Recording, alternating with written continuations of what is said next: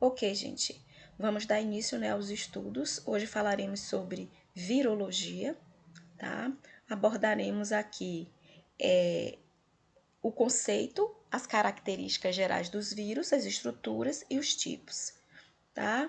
Então, o que é virologia, né? É um ramo da microbiologia que estuda os vírus e todas as suas propriedades, tá? O vírus, ele vem aí do latim, que significa veneno, né? Mas quem foi que descobriu esse vírus, né? Como é que começaram a se falar desse vírus, tá?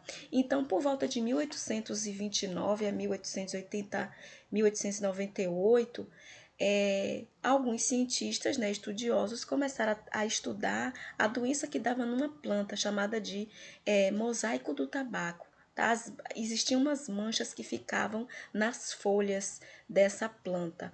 Tá? Eles naquela época entendiam que era um organismo menor do que a bactéria, mas não era possível ser visualizado, ok?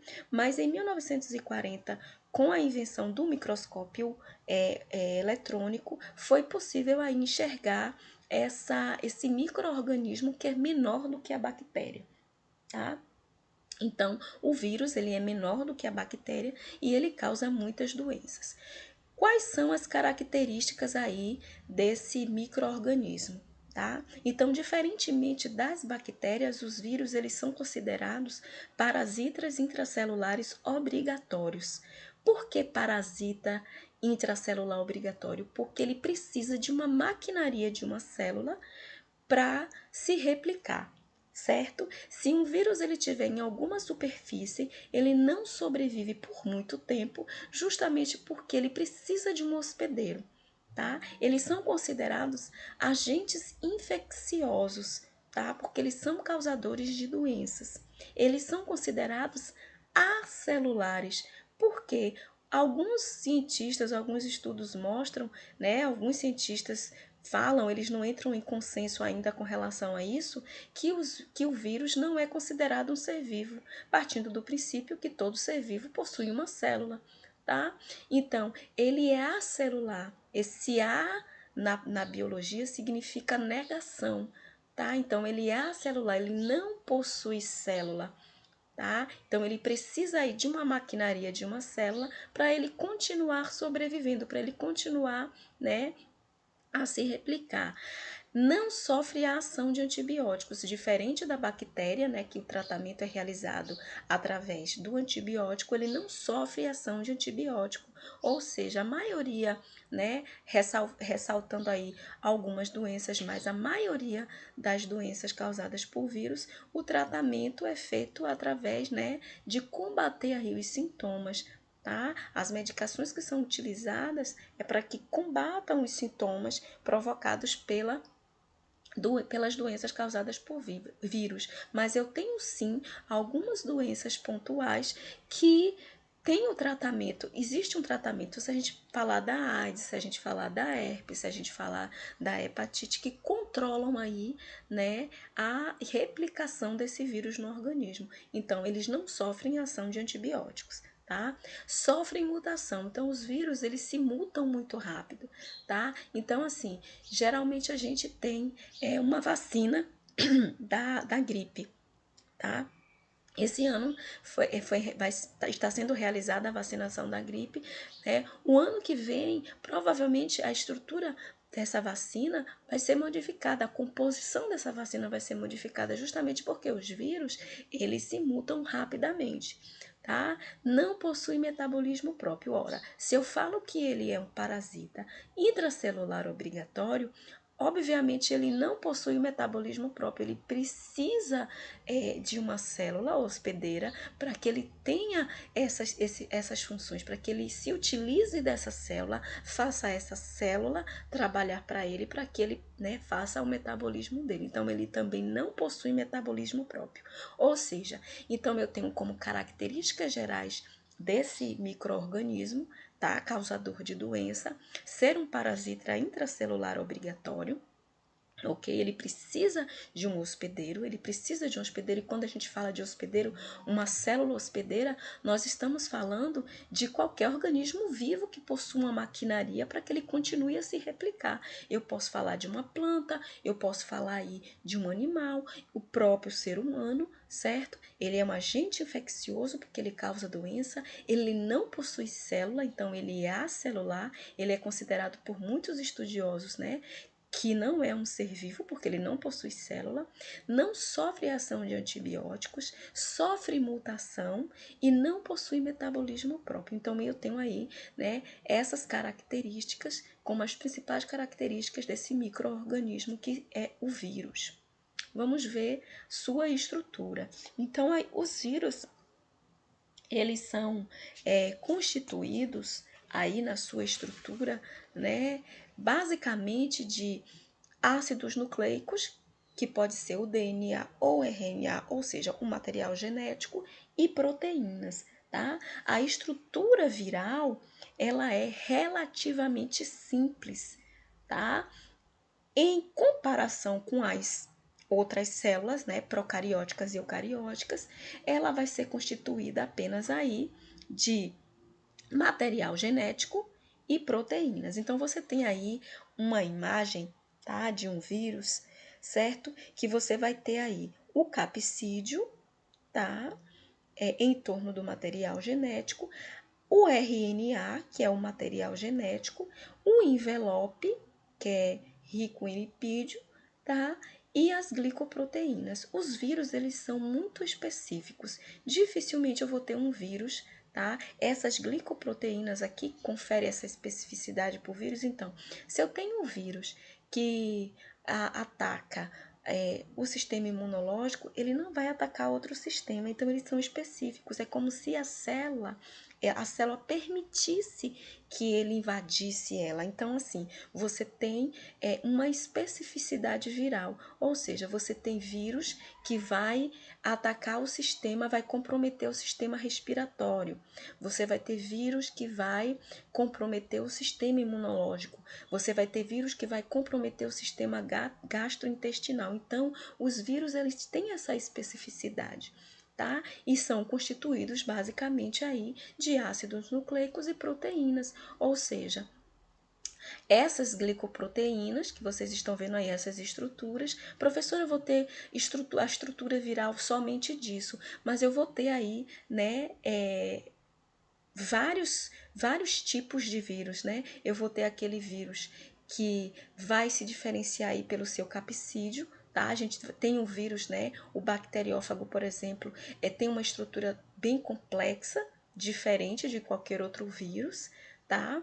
Como a gente viu na última aula que a gente falou sobre bacteriófago, que são vírus que infectam bactérias, tá?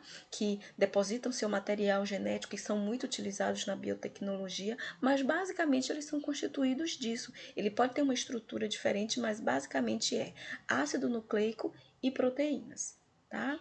Ok. Com relação à sua replicação, né? Replicação viral. Existem dois ciclos, tá? O chamado ciclo lisogênico e o ciclo lítico. O ciclo lisogênico é quando o vírus invade a bactéria ou a célula hospedeira, onde o DNA viral incorpora-se ao DNA da célula infectada, isto é, o DNA viral torna-se parte do DNA da célula infectada. Uma vez infectada, a célula continua suas operações normais, como reprodução e ciclo celular. O que é que ele quis dizer com tudo isso? Tá? Me explica, professora. Então, assim, o ciclo lisogênico é aquele ciclo que o vírus ele fica latente, ele fica quietinho, ele não causa doença na célula, ele não causa doença na pessoa, na planta, no animal. Ou seja, ele vai ser incorporado ao DNA dessa célula, essa célula continua se multiplicando dentro do nosso corpo, mas agora essa célula está trabalhando para o vírus, ou seja, toda célula que vai ser replicada, toda célula que vai se multiplicar, que vai ser produzida, ela vai ter o DNA desse vírus incorporado nela. tá? E ela fica aí naquele estado latente, quietinha, ou seja, você está com a doença, mas você não tem sintomas. Agora, no ciclo lítico é diferente. O que que o ciclo lítico fala? O vírus invade a bactéria, onde as funções normais destas são interrompidas na presença do ácido nucleico do vírus, que pode ser DNA ou RNA. Esse, ao mesmo tempo em que é replicado, comanda a síntese das proteínas que comporão o capsídeo. Então, nesse momento, eu tenho um vírus, tá, se replicando no organismo e lisando as células desse hospedeiro, ou seja, ele invade, se incorpora e começa a produzir as proteínas virais e essa célula se lisa, tá? Ou seja, há uma morte dessa célula e eu tenho aí milhões de vírus invadindo o meu organismo e é quando eu começo a apresentar os sintomas da doença. Então, eu tenho um ciclo lítico e um ciclo lisogênico. Um ciclo lisogênico é aquela forma latente, ou seja, eu tenho o vírus, mas eu não tenho a doença ainda não se apresentou. E eu tenho um ciclo, né, lítico, onde assim que entra, ele começa a lisar, ele começa a se reproduzir, a se replicar dentro da célula e começa a lisar essas células, começa a destruir as minhas células, tá? Eu vou ver se eu passo um vídeo para vocês mais explicativo desses dois ciclos que são importantíssimos que a gente entenda.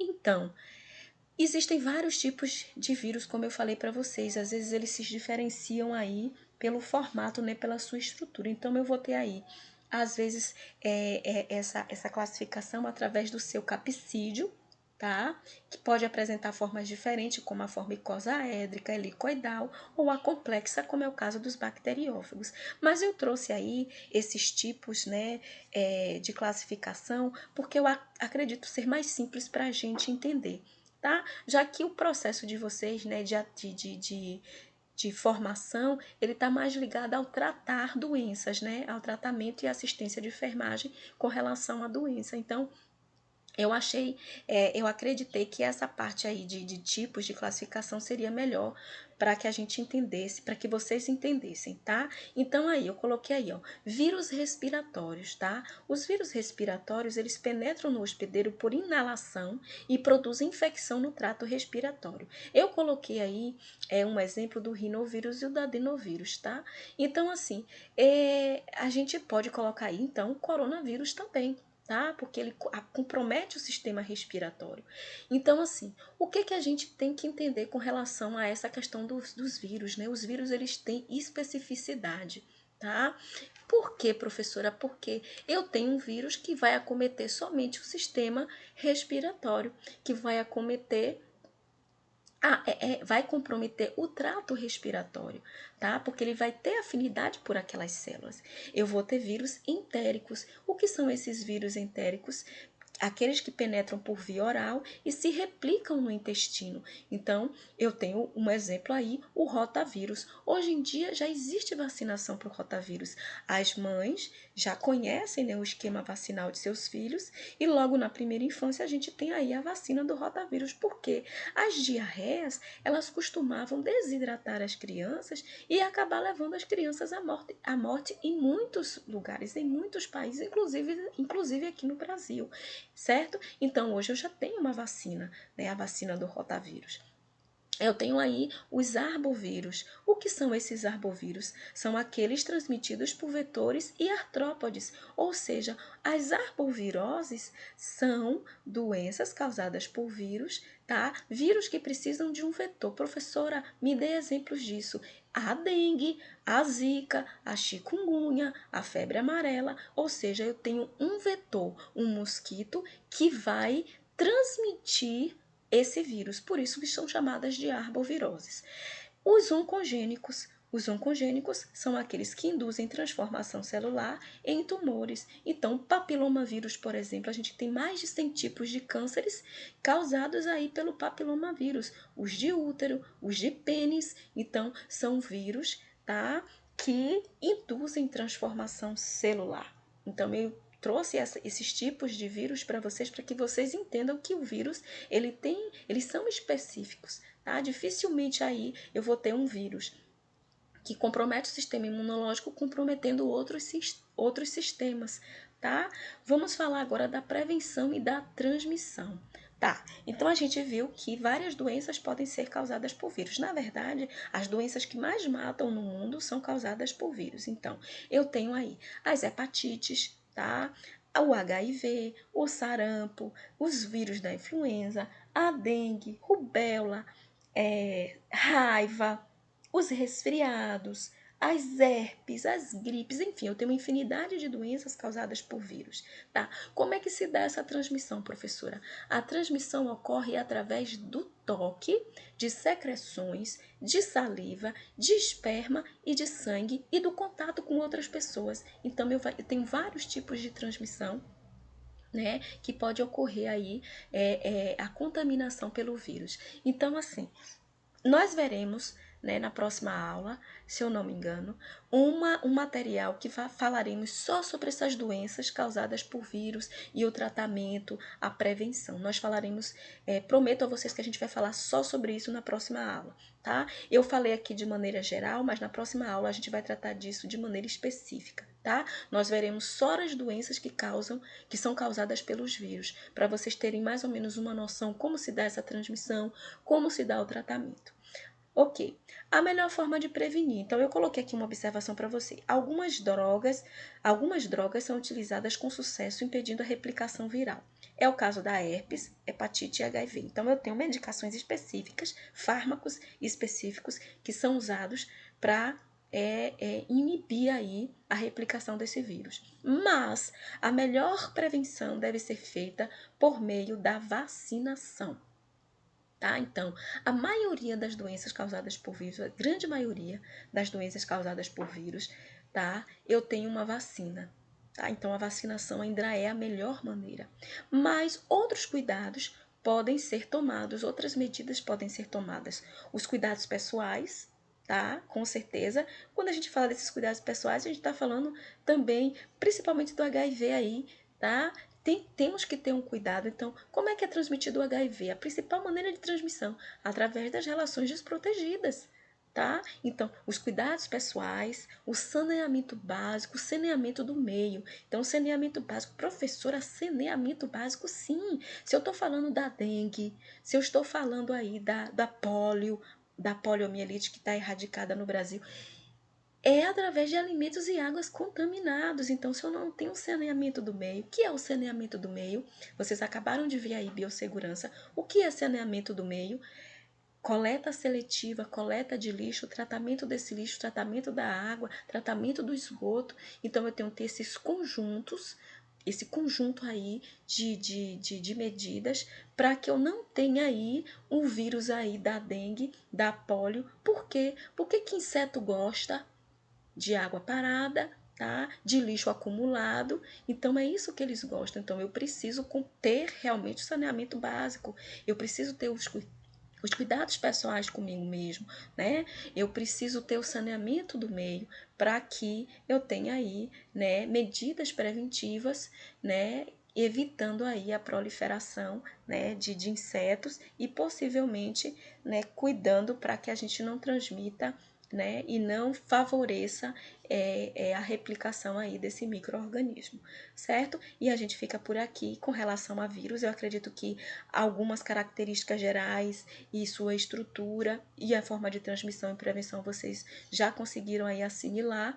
Na próxima aula nós veremos aí as doenças causadas por vírus, ok? Bons estudos para vocês e até uma próxima aula.